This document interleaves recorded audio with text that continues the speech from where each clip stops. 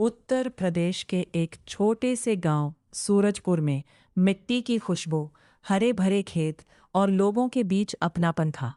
उसी गांव में एक गरीब लेकिन ईमानदार किसान गोपाल अपनी पत्नी सरस्वती और 7 वर्ष की बेटी गौरी के साथ रहता था। उनका घर बड़ा नहीं था, लेकिन उसमें प्यार की कोई कमी नहीं थी। माँ, पिताजी अभी तक नहीं आए। मैं पिताजी के साथ आज मेला देखने जाऊंगी। अरे हनगोरी बिटिया, तुम्हारे पिताजी अभी तक नहीं आए। मुझे लगता है आने वाले होंगे। आज वैसे भी साहूकार तुम्हारे पिताजी के पैसे देने वाला है। जैसे ही तुम्हारे पिताजी आएंगे, तुम उनके साथ बाजार चले जाना और मैं कुएं पर पानी देने जा रही हूँ। पानी लेकर आऊंगी तो तुम्हारे लिए कुछ अच्छा बनाऊंगी। सरस्वती पूरे गांव में अपने दयालु स्वभाव के लिए जानी जाती थी। चाची, इस उम्र में भी तुम पानी लेकर जाती हो। अब तुम्हारी उम्र नहीं रही कम करने की। आखिर दो बाहू के होते हुए भी तुम्हें पानी लाने की क्या जरूरत है? आखिर ऐसी के होने का क्या फायदा जो बुढ़ापे में तुम्हें आराम ना दे सके? हाँ बेटी, कहती है तो तुम ठीक ही हो, पर क्या करूं, भाग्य का लिखा कोई मिटा नहीं सकता। भगवान ने मुझे तुम जैसी बाहू नहीं दी। खैर, या सब छोड़ो। आजकल तुम दिखाई नहीं देती, कहाँ रहती हो? हाँ चाची, मेरी तबीयत बड़ी ही खराब रहने लगी है। ना जाने क्यों दिन पर दिन मैं बीमार होती जा रही हूँ। डॉक्टर से भी दवाई ले ली, पर कुछ आराम नहीं होता। अच्छा ठीक है चाची, अब मैं चलती हूँ। गौरी को घर जाकर कुछ खाना बनाकर दूंगी। बड़ी जोरों से उसे भूख लगी है। हाथों वो हर सुबह गौरी को अपने हाथों से तैयार करती, उसके बालों में 2 सुंदर चोटियां बनाती और प्यार से कहती, मेरी बेटी एक दिन बहुत बड़ी इंसान बनेगी। गोरी बिटिया, तू पाठ लिखकर अपने पिताजी का नाम रोशन करना और एक दिन एक बड़ी डॉक्टर बनकर दिखाना। यदि तुम पढ़ लिख कर कुछ बन जाओगी तो तुम्हारे पिताजी की सारी गरीबी दूर हो जाएगी। अब तुम अपने विद्यालय चली जाओ और अच्छे से पढ़ाई करना। गौरी अपनी मन की बात सुनकर अपने सहेलियों के साथ विद्यालय की ओर चली जाती है। गौरी विद्यालय जाकर मौज मस्ती करती है, खेल कूदती है। लेकिन धीरे धीरे वक्त बिता जाता है। किसी को नहीं पता था कि भविष्य कुछ ऐसा बदलेगा। गौरी का जीवन बिल्कुल ही बदल जाएगा। वो माँ का हाथ पकड़कर ही सोती थी। लेकिन हे भगवान, लगता है अब मैं जीवित नहीं रह पाऊंगी।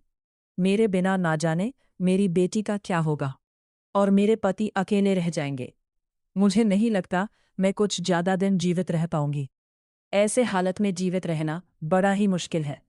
बस मुझे अपनी कोरी की चिंता है। किस्मत को ना जाने कुछ इसका और क्या भी मंजूर था।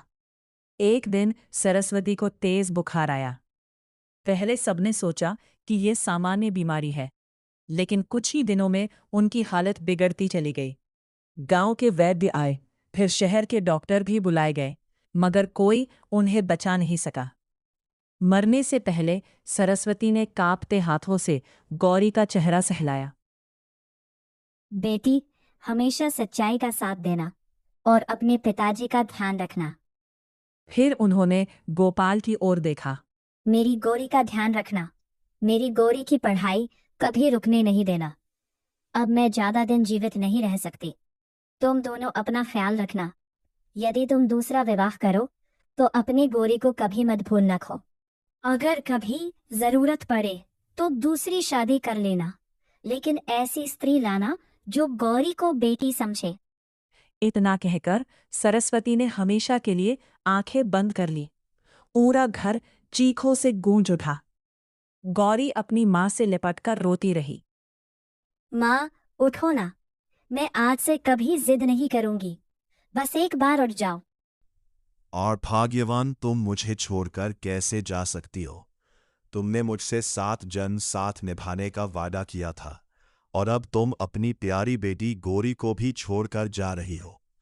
आखिर मैं तुम्हारे बिना कैसे जीवित रहूंगा? मेरी कुछ तो बात सुनो। वापस आ जाओ, मैं तुम्हारे बिना बड़ा ही अकेला हो जाऊंगा।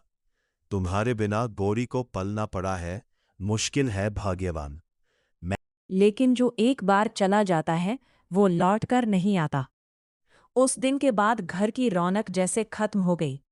गोपाल दिन भर खेत में काम करता और रात को चुपचाप बैठा अपनी पत्नी की तस्वीर देखता रहता। गौरी हर सुबह माँ की पुरानी साड़ी को सीने से लगाकर रोती। धीरे धीरे घर की हालत भी खराब होने लगी। खाना समय पर नहीं बनता, कपड़े धुल नहीं पाते और छोटी सी गौरी घर के कामों में जुट गई। गांव वालों को यह सब देखकर दुख होता। एक दिन गांव की बुजुर्ग कमला दादी गोपाल के पास आई। बेटा, अकेले आदमी से घर नहीं चलता। गौरी को माँ की जरूरत है। गोपाल ने भारी आवाज में कहा। मुझे डर लगता है दादी, अगर नई औरत ने मेरी बेटी के साथ बुरा व्यवहार किया तो। दादी बोली। हर सौतेली माँ बुरी नहीं होती। कुछ औरतें अपने दिल से रिश्ते निभाती हैं। कई महीनों तक गोपाल ने इस बात को टाल दिया, लेकिन आखिरकार उसे लगा कि गौरी के भविष्य के लिए कोई निर्णय लेना ही होगा। पास के गांव में रहने वाली सीमा के बारे में सब कहते थे कि वो बहुत सरल, मेहनती और संस्कारी लड़की है। उसके माता पिता नहीं थे। वो अपनी बूढ़ी मौसी की सेवा करती थी और गांव के गरीब लोगों की मदद भी करती थी।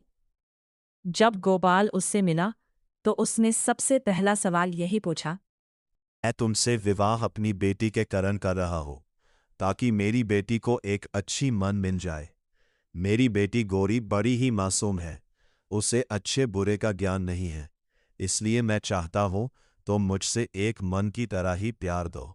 यदि मेरी बेटी तुमसे खुश हो जाती है तो मैं भी तुमसे खुश रहूंगा। यदि तुम्हें मेरी बेटी मंजूर है तो मैं तुमसे विवाह करने के लिए तैयार हूं।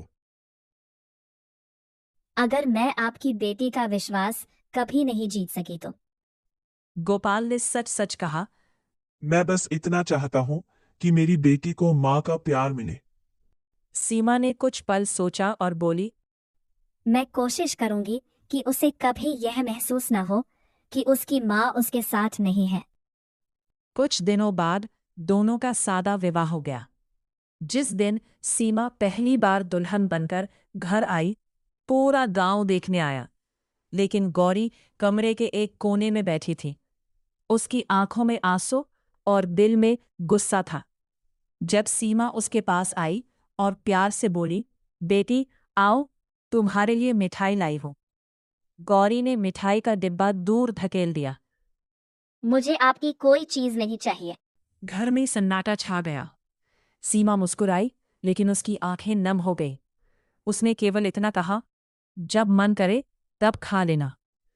उस रात सीमा ने गौरी के लिए दूध रखा, लेकिन गौरी ने उसे छुआ तक नहीं। दिन बीतते गए। सीमा हर सुबह गौरी का टिफिन बनाती, उसके कपड़े धोती, स्कूल का बैग तैयार करती, लेकिन गौरी उससे एक शब्द भी नहीं बोलती। वह अपनी माँ की तस्वीर के सामने बैठकर कहती, माँ, कोई तुम्हारी जगह नहीं ले सकता। गांव की कुछ औरतें भी गौरी के कान भरने लगी। सौतेली माँ कभी अपनी नहीं होती। अभी प्यार दिखा रही है, बाद में असली रंग दिखेगा। धीरे धीरे गौरी का मन और कठोर होता गया। एक दिन स्कूल से लौटते समय उसने देखा कि सीमा उसकी पुरानी माँ की साड़ी तह करके अलमारी में रख रही है। गौरी को लगा कि वह उसकी माँ की यादें मिटा रही है। वह दौड़कर आई और गुस्से में बोली, मेरी माँ की चीजों को हाथ मत लगाना। सीमा शांत स्वर में बोली, बेटी, मैं तो इन्हें सुरक्षित रख रही थी। लेकिन गौरी ने उनकी बात नहीं सुनी। उसने अलमारी से साड़ी निकाली और उसे सीने से लगाकर रोने लगी। उस दिन पहली बार सीमा अकेले कमरे में बैठकर फूट फूट कर रोने लगी। वह बोली, हे भगवान, मुझे इतना धैर्य देना कि मैं इस बच्ची का दर्द समझ सकूं। इसे मुझसे नहीं, अपनी माँ को खोने से नफरत है। कुछ दिनों बाद सावन का महीना आया। एक शाम तेज बारिश शुरू हो गई। स्कूल की छुट्टी हो चुकी थी, लेकिन गौरी अभी तक घर नहीं पहुंची थी। गोपाल खेत में फंसा हुआ था। सीमा का मन घबराने लगा। वह छाता लेकर गौरी को ढूंढने निकल पड़ी। उधर गौरी बारिश से बचने के लिए एक पुराने पुल से गुजर रही थी।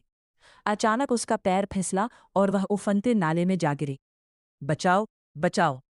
उसकी चीख पूरे जंगल में गूंज उठी। उसी समय सीमा वहां पहुंची। बिना एक पल सोचे उसने तेज बहते पानी में छलांग लगा दी। पानी का बहाव इतना तेज था कि दोनों बहने लगे। कई कोशिशों के बाद सीमा ने गौरी को एक पेड़ की डाल पकड़ाकर ऊपर धकेल दिया, लेकिन खुद एक बड़े पत्थर से टकराकर घायल हो गई। गांव वाले दौड़ते हुए पहुंचे और दोनों को बाहर निकाला। गौरी कांप रही थी। उसने पहली बार सीमा का हाथ कसकर पकड़ा और रोते हुए कहा, माँ, माँ, आंखें खोलो। सीमा बेहोश थी।